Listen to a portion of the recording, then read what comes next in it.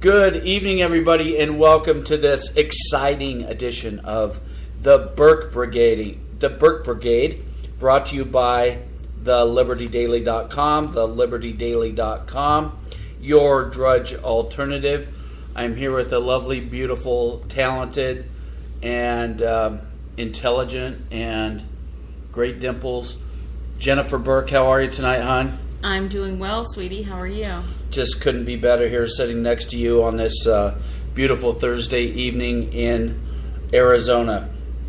So, let's start from the top here. We have a very interesting show for you tonight. Now, this just happened a few hours ago. CNN fired contributor Jeffrey Lord. Jeffrey Lord is, he served in the Reagan administration. He had a column on the American Spectator, which he's had for several years.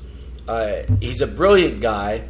Now, since the election craziness we've had, he's developed into a bit of a Trump sycophant, which knocked him down a little bit in my mind. Still a brilliant guy, but some of his support of everything Trump, at times he deserves to be supported, at times he doesn't, let's just face it. But, nevertheless, the reason he got fired by CNN is outright outrageous. I mean, I don't know what else to say about it. CNN fired him tonight because of a 2-word tweet. How do you say it? Sag heel. I'm not a Nazi, nor do I play one. Not a fascist, not a commie pinko. Maybe sag heel, I'm not sure. Okay, anyway, it's the Nazi salute. Now, before you get excited and call Jeffrey Lord a Nazi, like all the idiots on Twitter did on the left today, Jeffrey Lord is not a Nazi. He may be a Trump sycophant. He is not a Nazi. What he was doing was calling Angelo, I might be butchering his last name here. It's Carusone.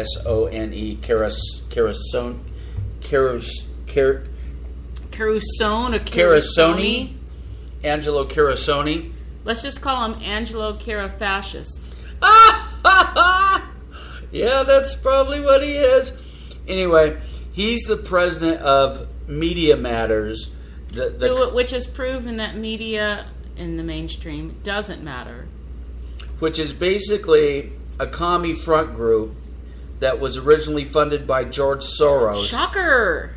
And its early charter was to take out Fox News, take out anything on the right that they disagree with. Because on the left, they can't argue based on their anti-American principles.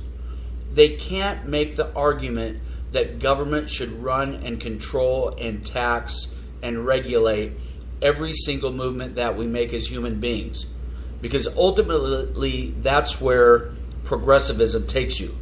If you'll notice, under progressivism, the only thing that's progressing is government control over our lives.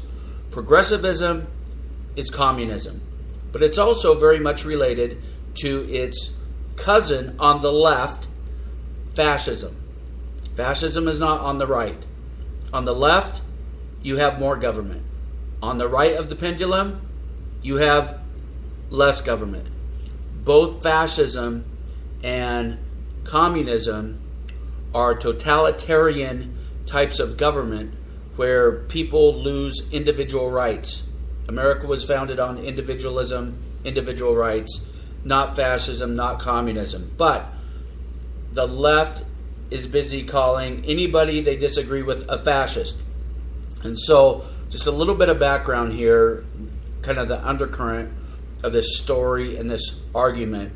Maybe you could look this up real quick because this just came to me. Dinesh D'Souza has a new book out, and it's causing major waves on the left because he's documenting how fascism, how Nazism Those are left-wing ideologies. The big lie. The big lie. Exposing the Nazi roots of the American left. Right, and I haven't read it yet, but I've seen him interviewed about it. And this is something that, honey, we've talked about for years. I mean, fascism is just another form of government control. Under communism, the government actually owns all the means of production. It owns, I mean, there's no such thing as private property. There's no such thing as a private company. Think North Korea, think Cuba. Everything is government owned. So you can't start a business, you can't run a business, you can't open a business. Everything is the government. And that's where people lose individual rights and individual freedom. Under fascism is a type of economic system where the government doesn't want to own the business. They don't want to take the responsibility of necessarily owning it or funding it or keeping it afloat. But this is actually more the Obama approach. Obama could not bring communism to America, but he could further fascism. Fascism, the government doesn't actually own the companies. What they do is just control them, i.e. regulation. They control everything about them. They control what you can sell, how much you can sell, at what price you can sell. All these ridiculous standards that are government approved. Hence Obamacare. Obamacare is the ultimate example of fascism in America because the government didn't say, oh, we're actually just going to take over and buy out or eliminate health insurance companies. We're just going to force them to insure against people that have already had their accident. Right. In other words, their health is not insurance. It's like buying car insurance after you've already totaled the car. It doesn't work. But I'm getting off here. But I just wanted to let you know why the left is a little bit upset now when people will refer to them as fascists. It's because it's getting out there, and Dinesh D'Souza is starting to expose this, and it really needed to be done. He's pulling down their pants, and he's spanking them on the rear end because they are the fascists. There's no such thing as a conservative fascist. If there is, they're on the left. They're not conservative in any way. So anyway, Jeffrey Lord, he wrote this piece today, in which he said, and I'm just gonna read it here. He's responding to this Angelo guy, who and the topic they were talking about: did George Soros find Media Matters? And he's responding to that. And he's responding, Angelo said, we're not fascists. And so that's what Lord is responding to here. So he said, quote, "It's not a lie, Angelo, that you and MMF, which is Media Matters for America, are trying to end Sean Hannity's free speech. You have been playing this fascist game for years with others, Rush Limbaugh, Glenn Beck, Bill O'Reilly, etc., etc. If there is a conservative with an audience of any size, your fascist instinct is not to debate honestly, but to simply silence the opposition. Period. Threaten their sponsors and bully." He continues, "This is America, Angelo, not fascist Italy, Nazi Germany, or communist Russia." So he's tying the ideologies together there. He continues, "I have no intention of calling for some regulatory god somewhere or some poobah donor to shut you down or defund you. I really do believe in free speech. And the dirty little secret here, your attempt to get Sean Hannity, now that the wider world is onto your game, is only going to help him, just like it helped Rush Limbaugh before that. And for that matter, you are helping President Trump." Okay, so that's the backstory. Now the front story. They got in a bit of a Twitter war, and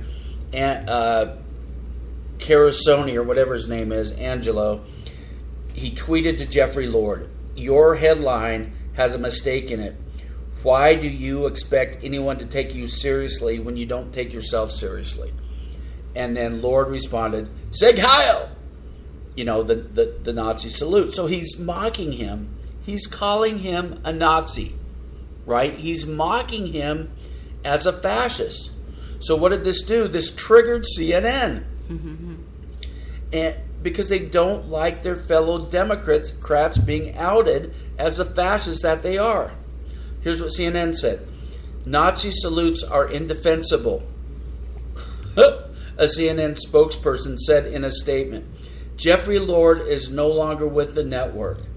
I mean, Jeffrey Lord was clearly mocking Media Matters, Angelo Carusone, yet Lord got attacked viciously on Twitter as if he himself was a Nazi, which is what he was doing, was attacking a Nazi. And so Angelo responded, to the Nazi salute. Behold, and then he tweets to CNN, at CNN's resident Trump advocate, Jeffrey Lord, at least they aren't trying to hide anything anymore. In other words, he's saying, hey, attention CNN, fire this guy because he just gave the Nazi salute. Why? Because all of Trump's supporters are Nazis and fascists. And it's the reason why they're saying that, of course, is because they are the fascists. The left will always accuse you of being exactly what they're doing. And Lord responds, nice try. I will be happy to mock Nazis and fascists any day. And since you lead Media Matters fascists, I understand why you hate it. So then, he starts getting bashed on Twitter. Here's a random person that jumped in. At CNN, time to ditch Nazi Jeffrey Lord. Otherwise, ask him to show up in a Nazi uniform. And, then Lord starts peppering these guys. He's at real Jeffrey Lord on Twitter. He said, so opposing a fascist Nazi-style attempt to stop free speech is itself Nazi-fascist? Ah, Orwell. So that was a pretty good comeback. And then somebody else tried to hit him. Well, we took care of the Sieg Heil crowd before. We could do it again. We're coming after all you Nazis. And Lord responded, you seem to be joining them. Interesting. Sorry if mocking Nazis and fascists hurts your feelings. Boom. So, honey, what do you think about this? It's interesting. CNN, when Kathy Griffith, whatever the heck the washed-up wannabe comedian's name is, had a serious look on her face, so she was not joking, holding the image of a severed, bloodied Trump head. CNN took over 24 hours to fire her. It was like they were waiting to see if things would just blow over, because after all, they were hoping it would just increase the anti-Trump fury on the left. But over 24 hours later, they finally fired her because they were almost forced to. And then when that Reza Aslan, another CNN host, who called President Trump a piece of, starts with a sh, ends with a it, they dragged their feet to fire him too. That's right. I'd forgotten about him. But then now with Jeffrey Lord, in a matter of an hour or less? I don't know. It was instantaneously. It's like they were sitting by their, computer waiting for that tweet. Right. It was almost like it was coordinated. So, and this happens right after Google fires the engineer who exposed them for their lack of tolerance for the potential illegal, quote, diversity meetings. Yeah, diversity summits that you couldn't take notes, you couldn't have a recorder, you couldn't have anything because what they were likely doing was illegal. Yeah, so to me, CNN is just proving, along with Google, who the real intolerant people are. And look at what the left believes. You have Micah Brzezinski, who said, it's our job to tell people what to think. You had another, who was it? Was it Lion Brian Williams, who said it's the media's job to scare people? Yeah, that was yesterday, I believe. Yeah. On and then MSNBC, CNN Mr. Fake CNN does this. This is after Brian Steltler, whatever the hell his name is. Do you hear the way Levin butchers his name every time? Yeah. It's awesome. I mean, sometimes he calls him Stelter, which I believe is the correct way to say it. Sometimes he calls him Stetzler. Mm-hmm. Sometimes he calls him Stetler. Yeah, after didn't he claim that basically make the claim that CNN is reputable and not not fake news, basically, despite them being caught on numerous occasions spreading fake news, doctoring videos to make it be the way they wanted it to be. Stelter himself admitted at one point. I got a tweet of it in my archive somewhere that he admitted he has spread fake news. Admitted it. So this is no mystery. Anywho, Jake Tapper even got in on it on Twitter. Stelter got in on it on Twitter. So pretty funny stuff. But Jeffrey Lord is out of a job. And, I know Jeffrey Lord, huge fan. I think a lot of I read his stuff over the years. He's a pretty brilliant guy, but he went off the deep end a little bit in this Trump worship. As far as I'm concerned, when Trump is doing conservative principles that will make America great again, we should wholeheartedly support him. And when he does stupid crap like endorsing Mitch McConnell's stooge, Luther Strange, we should bash the hell out of him because he deserves it. And that's what you should do with any politician, by the way. Right. You should use the carrot and the stick approach. When they're restoring America's greatness and, restoring the Judeo-Christian values and the limits on government that will really free us up so America can be great again, they should be praised and supported. And it should just be completely principle based. It shouldn't be based on, who has the whitest teeth or who has the best reality TV show or, even who necessarily is the best speaker. That's my view on it. Okay, so here's good Trump with a premise or preface, whatever the word is. Finally, thank God, President Trump took a shot at Rhino Mitch McConnell and even suggested that he should step down. Now, I'm going to play this here so you can hear it. It's very short. But I said, Mitch, get to work and let's get it done. They should have had this last one done. They lost by one vote. For a thing like that to happen is a disgrace. And frankly, it shouldn't have happened. That I can tell you. Senator McConnell considered stepping down as majority leader. There's some conservative analysts, including Sean Hannity, say it's time for him to retire. Well, I'll tell you what. That was a guy, a reporter, didn't show the reporters here. That was a reporter asking if McConnell should step down and brought up the fact that Sean Hannity, who is also a very loyal Trump supporter, in the vein of Jeffrey Lord, speaking of Jeffrey Lord, Hannity has said it's time for him to retire, and I actually agree with him. So let's go on. Here's how Trump answers that question. If he doesn't get repeal and replace done, and if he doesn't get taxes done, meaning cuts and reform, and if he doesn't get a very easy one to get done, infrastructure, if he doesn't get them done, then you can ask me that question. So what is that? You can ask me the question. That means ask me that question.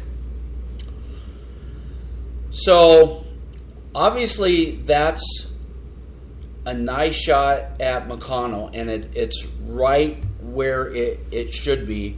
Could have been a little bit stronger, but it wasn't just a tweet. He kind of hit him on Twitter a little bit in the last couple of days for not repealing Obamacare. And about this Obamacare, I just got to get on my soapbox for a minute. The Republicans and us conservatives lost this debate when they added the word replace. Mm-hmm. It used to be in the days of the Tea Party, and that's where we got our start. there was no such thing as replace Obamacare. It was repeal Obamacare. Isn't that right? Right. That's what it was supposed to be. In fact, replace. If you're going to replace it with anything, replace it with the open health insurance buying across state lines, and that's the thing too. It's not, they're not pushing health. They use the word health care and health insurance. I read something the other day. Someone said, someone wrote a couple of months ago, but I just saw it when I did a search on Facebook for a specific topic the other day, how it's hilarious and disturbing that all these people who basically push policies that increase premiums, increase deductibles to the point where the insurance is basically not usable, right, are now patting themselves on the back for insuring more people, despite the fact that the people can't use it. Now, if Republicans were smart or had half a brain, they would trot out people. I know plenty of people. They would trot out people whose insurance has gone up 2 times, 3 times, 4 times. I have a friend who said her insurance policy went up 43% this year alone. I have another friend who said in 2 years, their insurance policy went from $400 a month to $1,200 a month. Increased by $800 in 2 years. Triple. At the same time, the deductible also increased. So the insurance was basically completely unusable. But they're covered. For Ho and her family. Yeah, but they're covered. They're covered. And with a pile of crap. They're covered in manure. But they're covered. Yeah. They can't breathe. But they're covered. Yeah, they can't pay it. They have to make a choice between paying that or their house note, having Obamacare, or living on the street. But they're covered. They got a pillow over their face and someone is stepping on it. Some 300-pound government fat ass is sitting on the pillow and it's on top of their head. But it's covered. They're covered. Millions more are covered. To President Trump's credit, he did trot out one of the better things I thought he did, but they just kind of dropped the ball on it. The victims of Obamacare. I think they should have continued to just every day ram that up and down their different bodily crevices until it hurt. Every just single keep day. Trotting out these people. Because where Obama, make it impossible where for them Obama and the Democrats find these people whose premium are $5 a month. I've seen their stupid sponsored posts on Twitter. I have absolutely no idea. I know no one like that. In fact, I have a few friends from high school and college who will, on the one hand, complain about taxes and health insurance costs. This was under Obama. And then on the other hand, act like Obama was the best thing since sliced bread. Let's just be real. Nobody's premiums went down under this. Nobody. And if they said they did, it's because their next door neighbor is subsidizing it. And the other thing they didn't talk about was, if you got a subsidy, and then you, the next year, made more money than you said you thought you'd make, you have to pay it back. Well, of course you do. You think the government's going to give you anything for free? They advertise it as free. So here's the deal. President Trump finally slammed Surrender Caucus leader McConnell, over his utter failure to lead Senate Republicans to fulfill their 7-year-long promise to repeal Obamacare. Yeah, I mean, this thing is a 2,700-page debacle. I think I've read it's grown to over 20,000 pages of regulation. I mean, that's several feet high. I mean, it's more rules and regulations, how Democrats thought, or how Republicans think, that could possibly lower the cost of health care. I mean, is just utter insanity. And what all of these rules and regulations have done is it caused prices to unnecessarily skyrocket when it was promised to do exactly the opposite. Okay, excuse me. Now, here's the bad part. What triggered Trump to finally attack McConnell? Was it based on policy? Was it based on principle? Was it based on anything? Was it because people said, look, you're getting slammed on social media because you endorsed McConnell's stooge. You better do something to try to mitigate these circumstances. That was my thought. I never thought about that, but that's a great point. He could have just manned up and pulled his endorsement and said, geez, I don't know what I was thinking. I never looked at the other candidates, long enough, and I should have.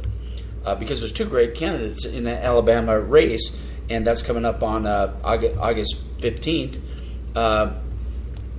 It's Judge Roy Moore, the Ten Commandments judge, who would be just amazing, and also Congressman Mo Brooks, who's a solid conservative as well. And I don't think either one of those are going to be McConnell stooges. But what does Trump do? He endorses the McConnell stooge. And now, how did McConnell reward him? How McConnell rewarded him was trashing him, accusing the president of having unrealistic expectations about Congress. So 7 years they promised to repeal Obamacare. They added replace later, which screwed up the whole thing. It's like, we don't want you to take a big government debacle and replace it with another Washington, D.C. centered debacle. Get the hell out of it. Yeah. How about this? How about you politicians in Washington, D.C., stop trying to play God and make my life better? I mean, just get the hell out of our lives. Look at the impact you guys have had on others with your do-gooder programs. War on poverty. People are even more poor. And especially black people. They aren't War on drugs. Better. War on drugs. Now we have the crisis. whole opioid crisis. Nothing they do works. Liberals taking over the school. It takes a village to raise a child. Yeah, that worked. And then now, school performance is lagging behind the rest of the world. And as blacks and Hispanics are not performing as well in school, liberals' response is, "Oh, I know. Let's not factor in grades into whether you get into an AP or an honors class. Let's factor in your race." I mean, government trying to play God. Oh, and then health insurance. Oh, we can make health insurance better, and you made it worse. Government trying to run your life and make things better always ends up making things worse. Bingo. That's very well put. Okay, now back to this kerfuffle between Rhino McConnell, establishment Rhino McConnell, and our outsider President Trump. So the thing that's disturbing, I wholeheartedly applaud the president for attacking McConnell. He should have done it a long time ago. He should have never gotten in bed with McConnell. It was a colossal mistake. But I have to applaud him for finally hitting him. But what did it take to trigger him to finally hit back? And what I think happened was McConnell pricked his oversized ego. I mean, let's just be honest. That's what it is. He didn't hit back until McConnell, during his speech the other day, I don't know if it was at some semi-private event. It's all over the internet, but he basically said, we've got a rookie here in Trump. I'm paraphrasing. He's never had this job before. He's a newcomer to politics. He doesn't know how things work, and he's got, quote, excessive expectations that aren't realistic. So after that, after he hit Trump personally, after he questioned his, what would you say, readiness, his, what's the word I'm looking for? Leadership? Not leadership. His qualifications maybe to be president. Maybe that's what I'm looking for. After that, only then did Trump push back. It wasn't based, at least based on everything I've read that he said, based on the principle. It was based on, oh, he's hitting mine. He's hitting me now. Okay, I'm going to punch back because I'm a counter puncher, by the way, and I hit everybody back 10 times. But he really didn't hit McConnell back 10 times. I mean, we'll know the president is serious about repealing Obamacare when he does to McConnell what he did to Ted Cruz. Right. I mean, accuse Mitch McConnell's dad of killing JFK, or hit him on his, his triple chins, or how he talks like he has marbles in his mouth, or how he looks like a turtle. Yeah, hit him on the turtle thing. Start tweeting pictures of turtles. Go that route. Then maybe we'll know that he's he's serious about that. But nevertheless, I am glad he's finally hitting McConnell. It's been a little late, but I guess better late than never. So applause to the president for that. And I hope he continues it until that corrupt SOB is knocked out of office. And especially now, knocked out of leadership. Okay, here we go. Moving on to, this is your Culture Rod Update. Brought to you by Cultural Marxism.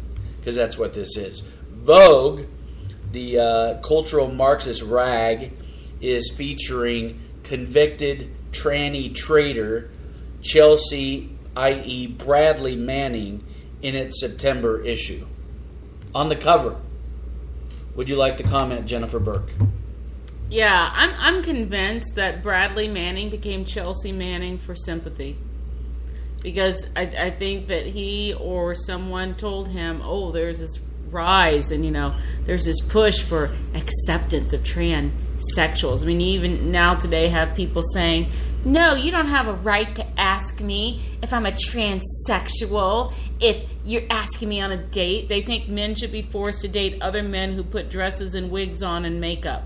And I think that this is all just a ruse. I mean, a lot of people believe that part of the reason that he got out of prison was because, oh, you can't leave little Chelsea? Chelsea. Chelsea. Wink, wink. Do you think named herself Sympathy. Chelsea Clinton. Oh my God, I never thought of that. That was no coincidence. I think that it's all just a ruse. And Vogue, gosh, I remember way back in the day, I used to buy Vogue. I used to buy Cosmopolitan. No, I think what they did was build themselves a brand and then get people hooked and then started pushing their progressive propaganda because they didn't have stuff like this. Political like BS. They have now. Yeah. Let me just say this. You can find this on twitchy.com. They've got Chelsea Bradley Manning featured here and posing in a scarlet swimsuit. Now, let me just say this. This ain't Vogue. This is one ugly ass woman. I mean, is it a woman? No, it's not a woman. Check your DNA. Has it had to change? I don't know that it's had to change.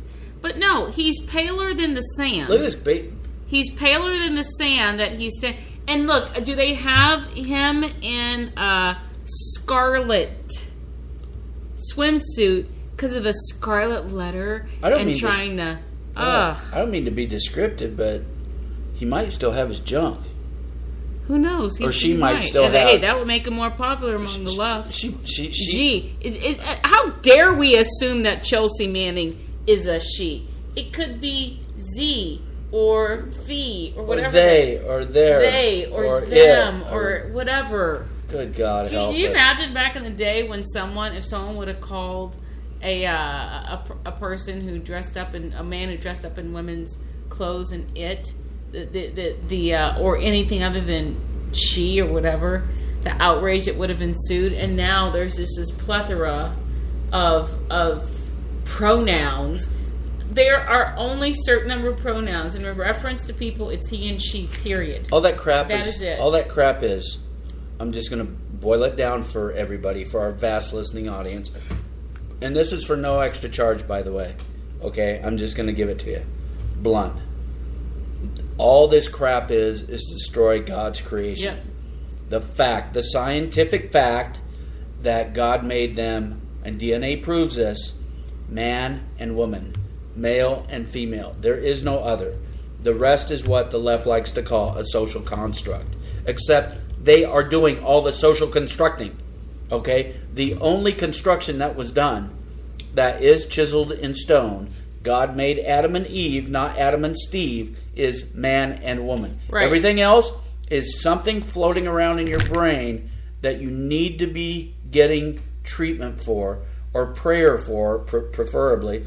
You know, that looking on this story on Twitchy, some of the responses here are just great. Rebel Pundit, 2 of them, yay traitors, you know, celebrating Chelsea / Bradley Manning. Rebel Pundit again, FYI, Chelsea Manning actually colluded with Russian agents, but yay! Mm-hmm. That's pretty funny stuff, right, if you ask me.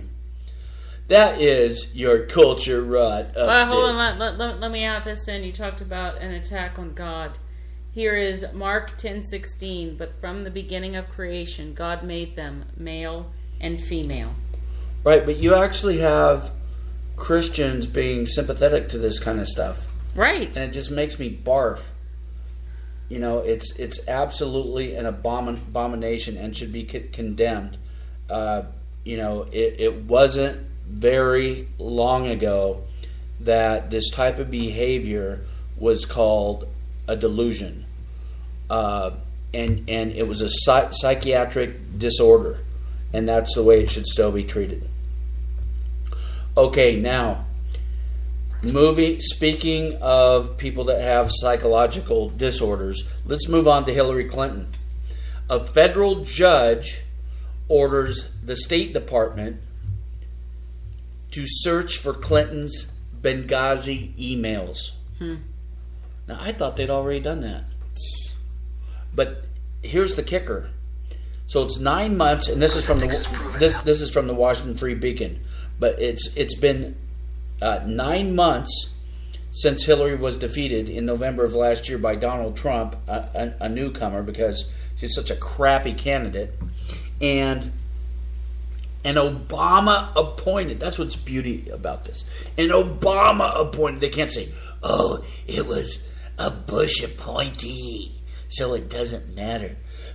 You know, or a Reagan appointee, or, you know, a Republican appointee. No, it was their God, Obama, small g, that appointed this judge. And this judge said that they did a half-assed job under the Obama State Department. And so he's ordering them to take another attempt in locating all of her missing emails. Good luck at this point. And it's regarding Benghazi. So I'm reading here from the Washington Free Beacon. U.S. District Court Judge, you might have to help me out with this. A-M-I-T is the first name. M-E-H-T-A is the last. Amit Mehta. I don't know how the hell you say it. Doesn't matter. Ruled that the State Department did not do enough to, quote, track down messages Clinton may have sent about the assault on the U.S. diplomatic compound in Benghazi. In Benghazi, an attack that killed 4 Americans, including the U.S. ambassador to Libya. Judicial Watch, a conservative watchdog group, said the State Department's initial search was not good enough. They're the ones that sued to get the judge to rule like this, because it didn't search the email accounts of Clinton top aides for relevant messages pertaining to Benghazi. So it never searched, you know, the Cheryl Mills, never searched Uma, you know, Mrs. Anthony Weiner. They did a half-assed job. And, you know, the only bad thing about this is Hillary is not the head of the Justice Department anymore. Right.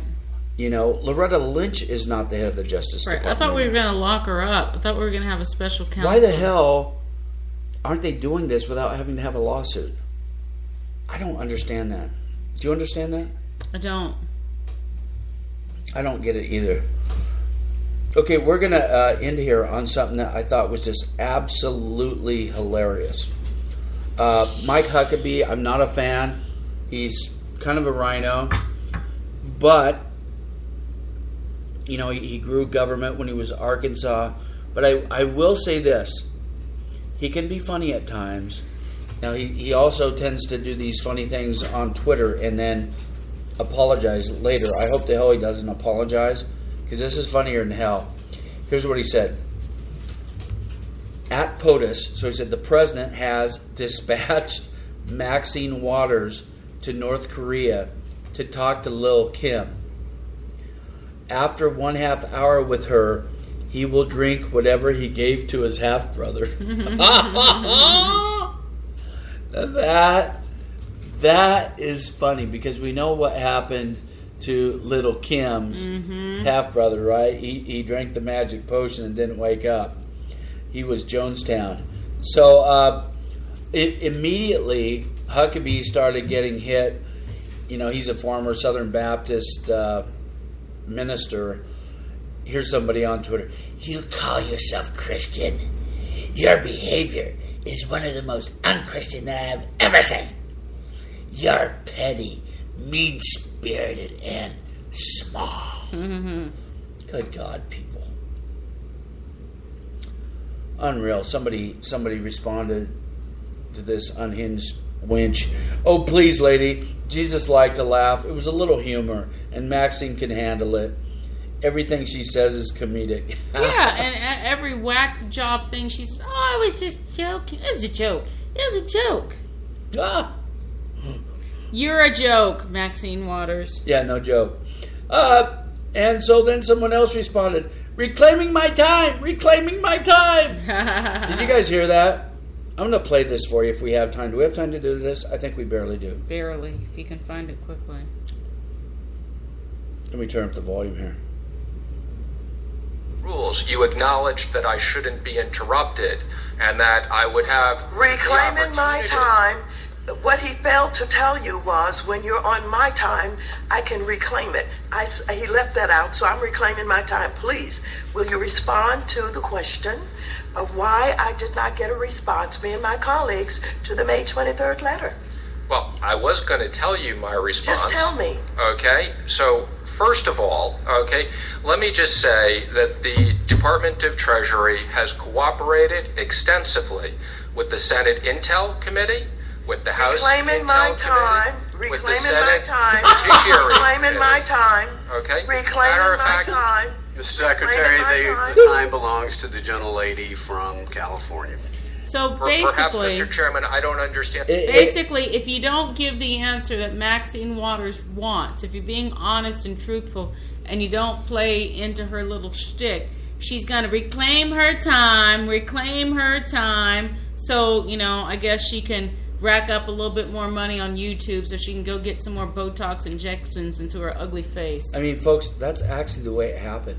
We weren't doing repeats on that, and it goes on. So she is absolutely unhinged. Excuse me. That's all the time we have for today. Thank you for tuning in to the Burke Brigade with Matthew and Jennifer Burke. Brought to you by The Liberty Daily, your drudge alternative. Take a look at it, thelibertydaily.com. If you like it, share it with everybody that you know on social media, on Twitter and Facebook. Thank you. God bless you. God bless America.